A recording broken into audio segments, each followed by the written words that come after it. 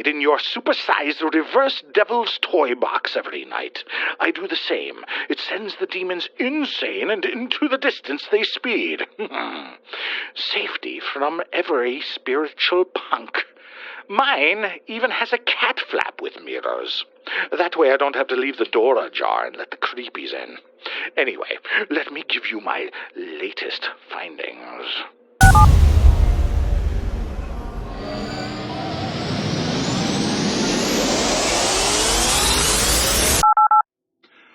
His name, Shelton Cargill, 36.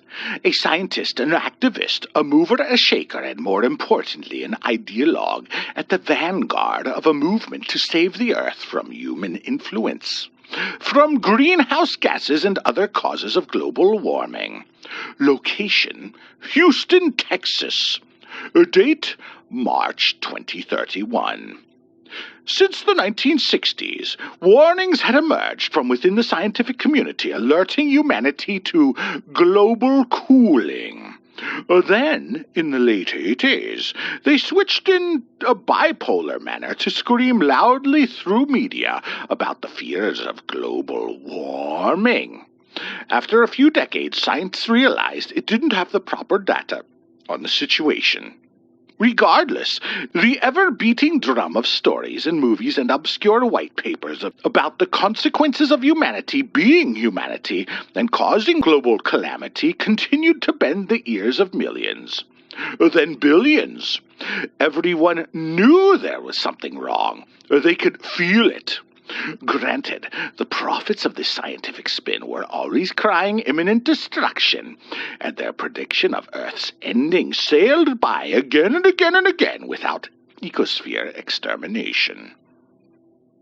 Regardless, the end was certain to come. The majority of the regular people thought so, at least. Time and again, billions of people cried out for help. Ultimately, nothing would be done to assuage their fears. More stories would bombard them, more political promises, and nothing would change. The world was as it ever was before, and soon the speculative doomsday was approaching quicker and quicker. More outcry, more funding for a solution, and then nothing. Forests burned. Children starved. There was a drought. There was a flood. There was a hurricane, a tornado, a plague. It was the end of humanity. And humanity wanted self-flagellation, a price to pay for their wayward and sinful nature. Humanity understood they were bad.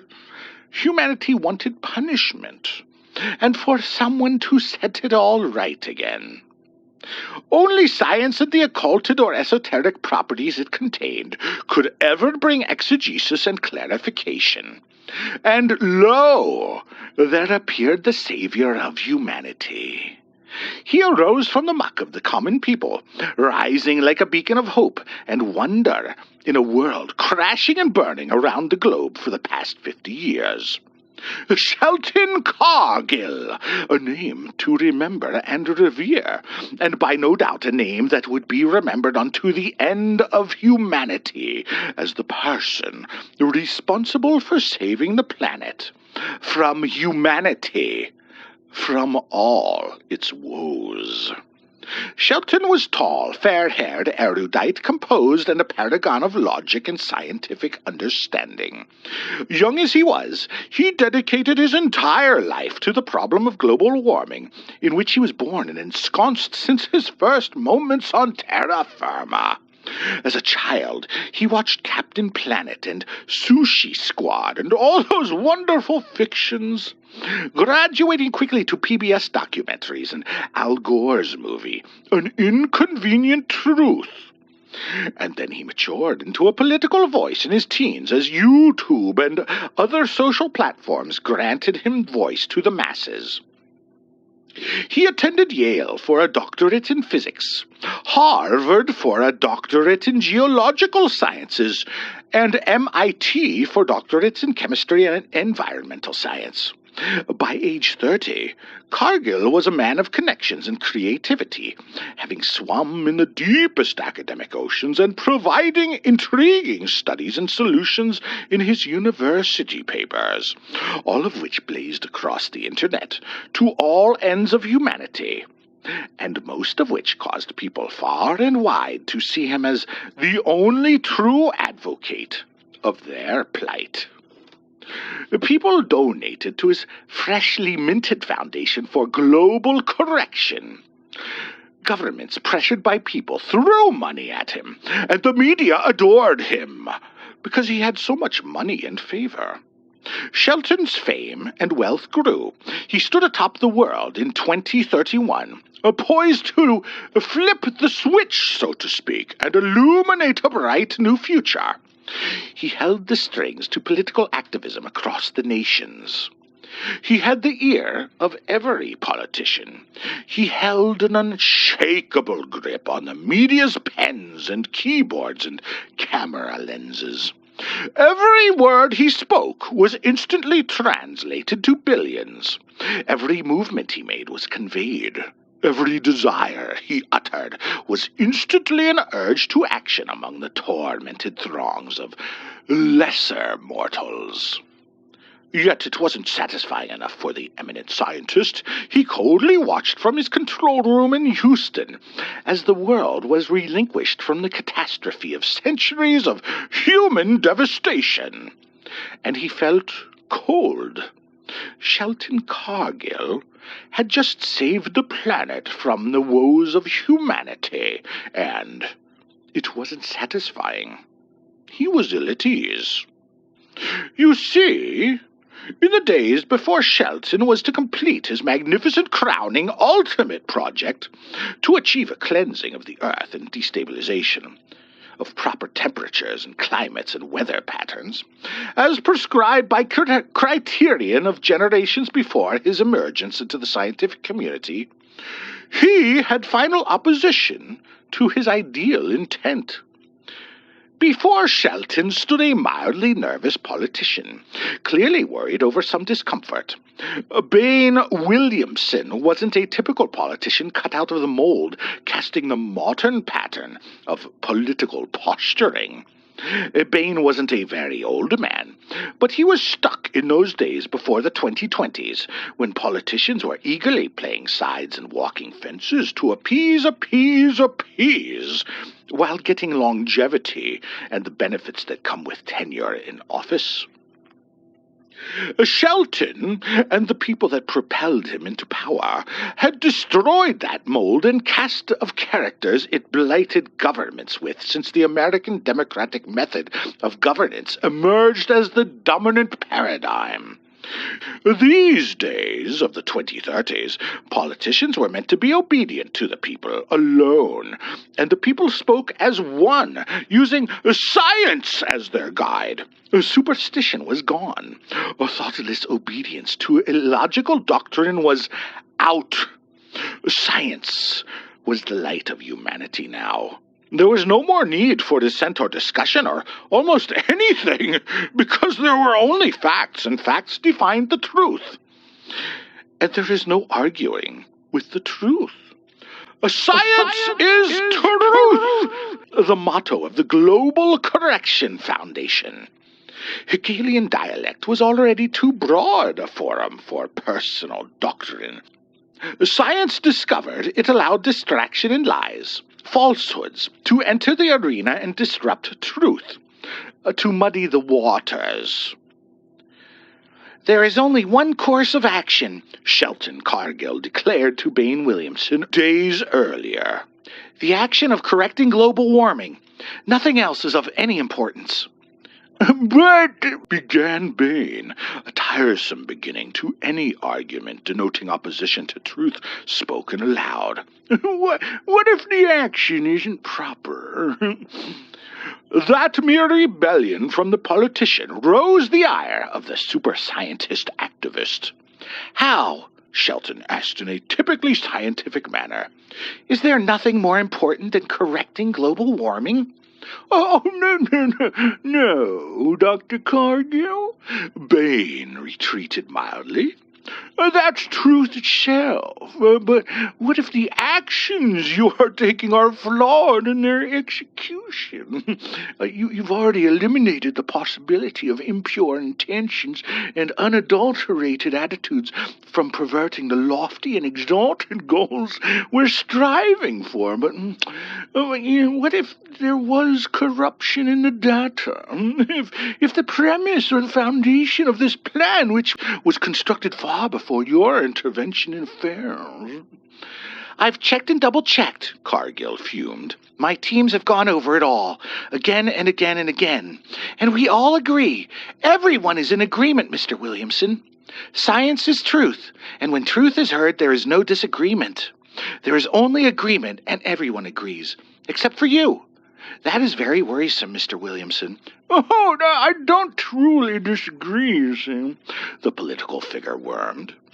I just ask for a little clemency from your office and plead for you to take some more time to think it over, to test the environment for reactive properties. Take it slow and do it right. Do it right? Cargill queried. We've done it right. We agree, all of us, on the truth and precision of data gathered since humans could accurately record data concerning their environment. And truth is science. Science, truth. Time merely delays the grace of deliverance I bring to humanity. Well, you see, Williamson ushered forth to the scientist, this whole global warming thing, it was merely a way for my people to get results aimed to benefit us. And I am benefiting us, Cargill happily told him. Oh, yes, you are, purred Bain. But when I said us, I meant the political classes. It was an old stratagem, prod the cow, watch it go, as they say down on the farm. We'd merely prod the cow to get some milk out of it, some labor well spent, some benefit. I mean, what good is a cow when it stands still? Mr. Williamson, Shelton sighed. What is the purpose of this divorced illusion? Your obtuse analogy is wearisome. I have work to do. I'm just saying, Bain continued, why can't we just keep it going and live high off the hog, or cow, if you know what I mean? You get some of the prime cut, I get some of the grade A, and we're all happy. We are happy. And what of the others? Cargill asked. I have the end to everyone's fears and forebodings here. Now, you are asking me to put myself above others on the terror of climate vandalism we and our ancestors are guilty of? And that is indeed truth, sir. No, comrade.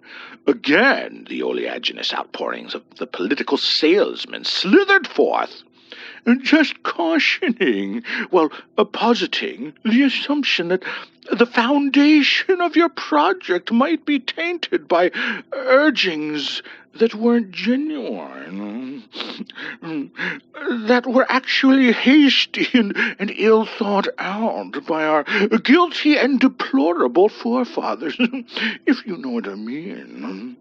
Their malfeasance has no consequence here, Shelton explained. The data we have, the experiments we enacted, and the project we're soon to conclude are all based on science. Science is truth.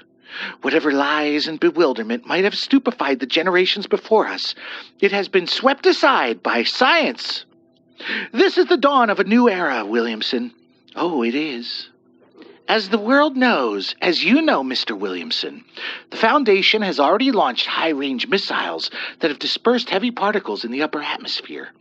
The entire planet is enshrouded in a plutonium alloy that will coalesce under the strain of an electromagnetic pulse. I am soon to discharge from this facility and others around the globe, causing a shield of perpetuated electromagnetic influence. And through it, a shift in atmospheric reflectivity, and through that, a release of deadly gases and a blockage of deleterious waves of sunlight which are ravaging our world, the people, the entire ecosphere. I know, the politician aspired to hush the scientist. But what if something goes wrong? Are you willing to take responsibility? And are you absolutely sure this is the best path to resolution? Or why not just take another decade to test your hypothesis better? Just think it over. I'll make sure you get all the funding you want and enjoy time in the sun, so to speak. So to speak. And let your foundation work out further details. We shan't be too hasty, shall we? You speak treason, Cargill exploded. The people have had enough of your sort. Shelton switched on the cameras in his office, and the images of the two men were instantly on everyone's devices across the world. This man, Shelton pointed to Williamson, is an enemy of the people. He wishes to delay an end to global warming. An end to the destruction of billions of lives and the betterment of the world. Williamson looked moribund. He rushed from the room. Deal with him as you please, Cargill furthered. But remember, truth is pure, and we can suffer no impurities. Impurities that corrupt the integrity of science. And consensus was reached instantly in all communities of the world. Politician Bain Williamson was mutilated by the hands of 1,000 people within hours. Nothing remained of him that was bigger than a chestnut within a short span of time. Knives of the mob dissected and eliminated the threat of dissent, as it had millions of others that came before Cargill to taint his heavenly plans put in place by the fearful and beleaguered masses. The world was now adulterated. Shelton Cargill hastily initiated the ceremony so all could see, much like the dogma and pomp of high priests of old, but without the illogical fallacy of religion. The Global Correction Foundation touted their triumph to be swirls of people, the little folk, banging out their indigenous musics and donning their native dress, made intricate and intoxicating dances through which Shelton emerged, and his retinue of scientific saviors. Into the Houston control room. Up to the dramatically enhanced switch linked to the activation systems, soon to alter the upper atmosphere.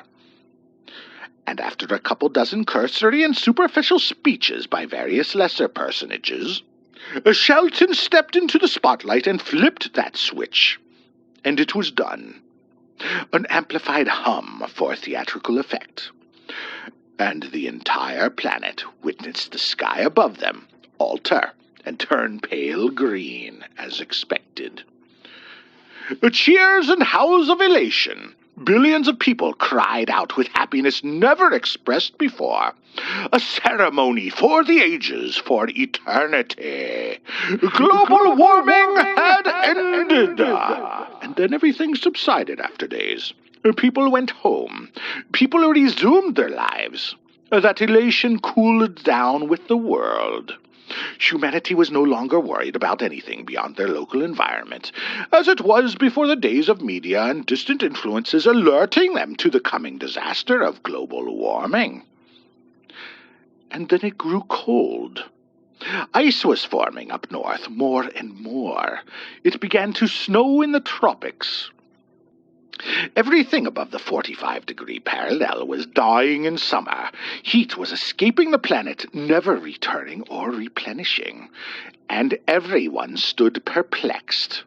They turned to science, but science was quiet. Shelton had turned off the influence of the electromagnetic waves to the atmosphere.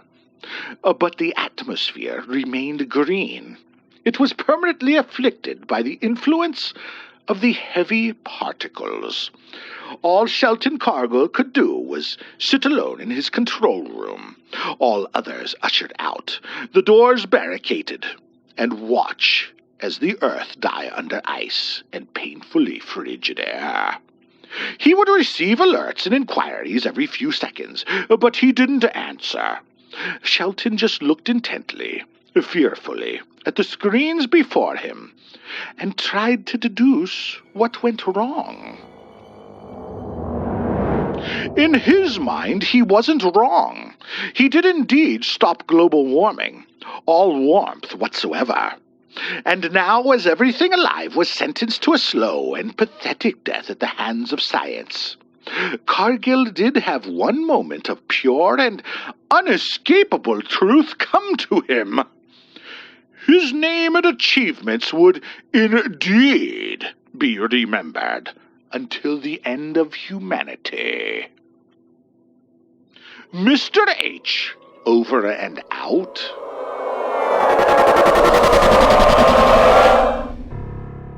Like and subscribe before I die. And ring the little bell or you will surely go to hell. Oh, we're telling spooky stories. This is not a spooky story. Oh, there's no way on the couch I can it sit. depends how you look at it. It is kind of spooky. I guess so. Wait, that's it? That's the end of the story? Is a